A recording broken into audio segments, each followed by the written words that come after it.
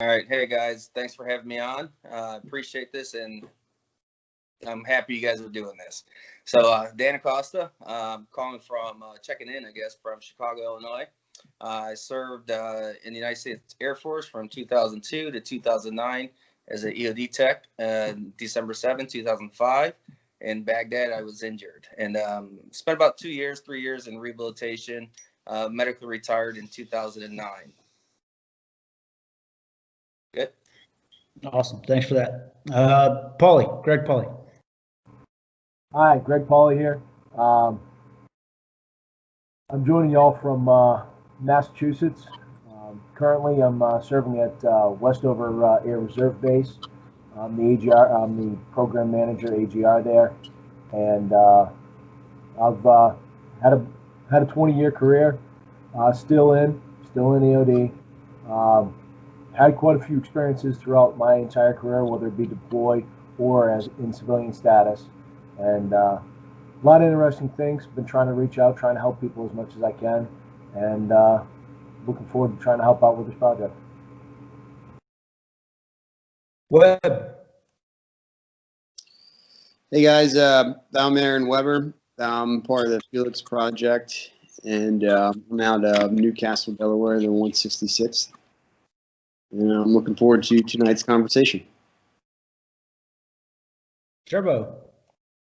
Hey everybody, Jerry Shelton, Jerbo, coming to you live from Sumter, South Carolina, outside of Shaw Air Force Base, where I retired in 2013 after 30 years of Air Force EOD experience. So happy to be here. We're glad to have you. I'm Brad Klein. I'm currently at Aviano Air Base, Italy, as the flight chief of the EOD flight. I've also been in right around 19 years and change. Come from Philadelphia originally, and I was stationed with Dan at Hill Air Force Base in Utah for quite a few years, where we had some pretty fun adventures. Various pictures to look back on, especially the picture of my giant beak out on that trip out to the TTU. Dan knows exactly what I'm talking about.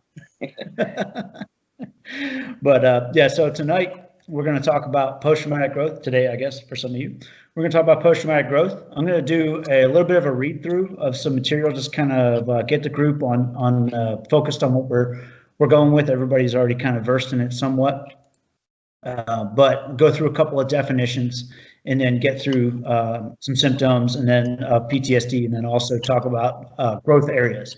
So the first definition is trauma, a shocking, scary, or dangerous experience that can affect someone emotionally and physically. Experiences like natural disasters, hurricanes, earthquakes, floods, acts of violence like assault, abuse, terrorist attacks, mass shootings, car crashes, accidents. The list goes on. There's a ton of things that can cause trauma. Post-traumatic stress disorder.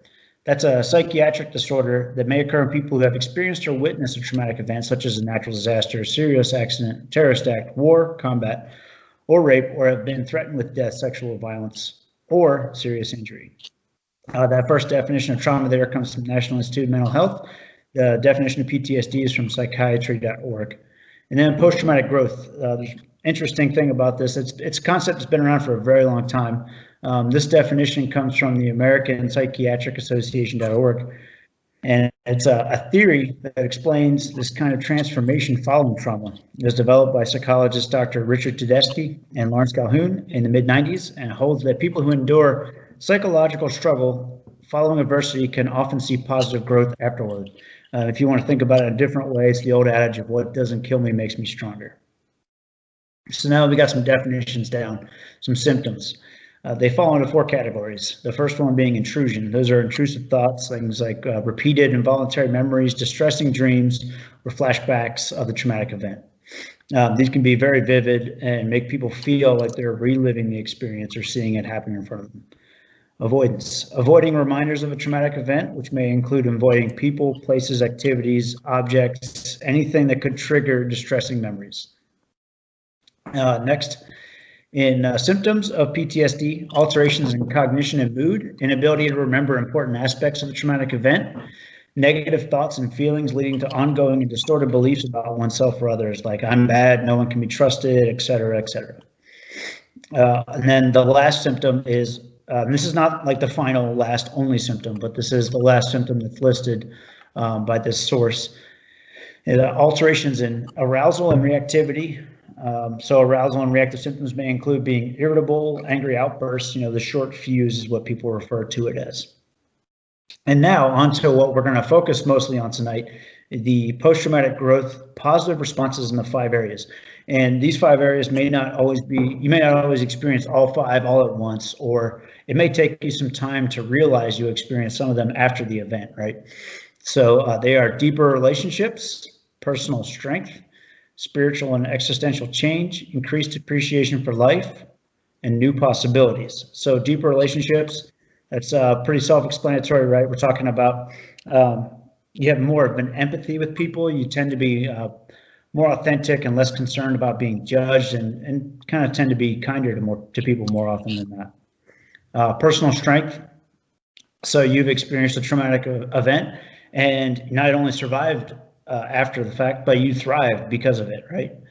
The third domain, spiritual and existential change, that when people that deal with brushes with death, thoughts of suicide, or any experience that makes you realize the life that you have isn't the one you want, you're forced to reflect on deepest questions imaginable, like who am I, why am I here, where do I belong, and you get to use the opportunity to use your pursuit of the answers to change your life.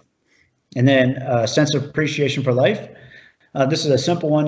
We're all military veterans in some way, shape, or form here, and you can think back to some simple things like being able to walk to the shower without shoes on is a simple appreciation for life. The little things that matter, right? But they make big differences because they all add up. Then the last one's new possibilities. When you struggle, the path you're traveling is no longer available. Now you have the opportunity, and if not the obligation, to find a new path. And along that road, you're introduced to new ways of living and new people who enrich your life and new ways of doing things on top of that. So having said all that, right, that's a lot of some book stuff, some written down stuff, some kind of structures and framework to this conversation.